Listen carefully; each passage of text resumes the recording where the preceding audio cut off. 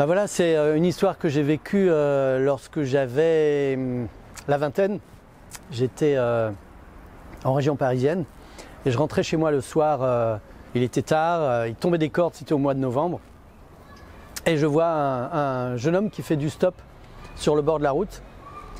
Et je me dis que je vais le prendre dans ma voiture parce que le pauvre il était trempé comme une soupe. Et donc je m'arrête, il rentre dans ma voiture et il me fait un large sourire dont je me souviendrai toute ma vie parce qu'il n'avait plus qu'une dent dans la bouche. Et je me suis dit qu'est-ce qui lui arrive à son âge, une dent dans la bouche. Et on commence à discuter et je comprends qu'il vit dans un hangar au mois de novembre, sans chauffage, sans sanitaire, sans douche et qu'il est en fait il est à la rue. Et il est sous l'influence de la drogue, de l'alcool, le tabac aussi bien sûr. Et donc ce jeune homme, on commence à parler. Et dans la voiture, pendant le trajet, je commence à lui partager l'amour du Seigneur. Et je l'invite chez moi. Je lui dis, écoute, si tu veux, ce soir tu peux venir chez moi à la maison. J'étais encore célibataire à l'époque, donc c'était plus facile.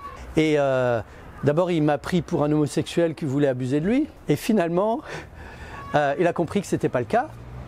Donc il a accepté. Donc on est arrivé chez moi, il a pu avoir un repas chaud, il a pu se laver, il a pu dormir au chaud, mais surtout on a eu un moment où on a parlé du Seigneur et de l'amour du Seigneur. Et j'ai vu dans son regard vraiment, le fait qu'il était vraiment touché. Ce soir-là, on a parlé jusqu'à 2 h du matin. Après cela, il fallait prendre un peu de repos et le lendemain matin, au petit déjeuner, on a encore parlé de l'amour du Seigneur. Et à l'époque, il n'y avait pas de téléphone portable, mais j'avais des rendez-vous, donc il fallait que je m'en aille de chez moi. Et je lui ai dit, écoute, tu sais où j'habite, tu peux venir quand tu veux, voilà mon téléphone. Et on s'est séparés. Et j'ai attendu son coup de fil chaque fois que je rentrais chez moi. J'avais mon téléphone fixe et j'attendais. Il n'y a pas eu d'appel pendant 9 jours et le 10e jour, le téléphone sonne. Je décroche et c'était lui. Alors étrangement, il ne m'a pas demandé de venir chez moi pour manger, pour être au sec, pour pouvoir se laver, pour être au chaud. Il m'a simplement dit, est-ce qu'on peut continuer la conversation qu'on a commencée il y a 10 jours? Ah, j'étais surpris. Je lui ai dit, bien sûr. Donc on s'est vus. Et à la suite de cela, on s'est vus régulièrement, assez régulièrement. Je pense que c'était 1 fois par semaine ou même 2 fois par semaine.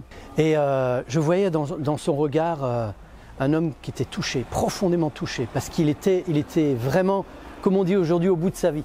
En quelques semaines, en quelques mois, ce jeune homme a retrouvé l'espoir.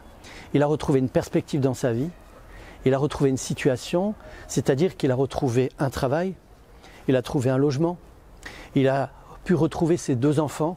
Il avait 2 filles et sa femme ne voulait plus du tout que ses filles aient des contacts avec lui parce qu'elle l'estimait dangereux.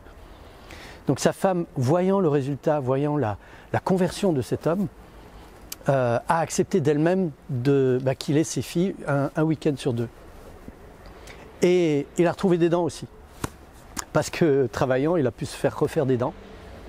Et je me souviens d'un jour, on était en train d'étudier la Bible ensemble. Et on ne parlait pas du tout de ça, mais il me regarde, il m'arrête, il me dit, mais si je comprends bien, Dieu voudrait que j'arrête la drogue, l'alcool, le tabac. Et alors je l'ai regardé avec des grands yeux comme ça. Et bon, c'était le Saint-Esprit qui lui avait inspiré ça. Et je lui dis, oui. Et vous me croirez si vous voudrez, mais il s'est arrêté de consommer toutes ces substances du jour au lendemain. Dieu lui a donné la force d'arrêter ça du jour au lendemain. Quelques mois après, il se faisait baptiser et il rentrait dans l'église. Pour moi, cette histoire m'a tellement apporté. Ça a été la première personne de ma vie que j'ai pu accompagner jusqu'au baptême.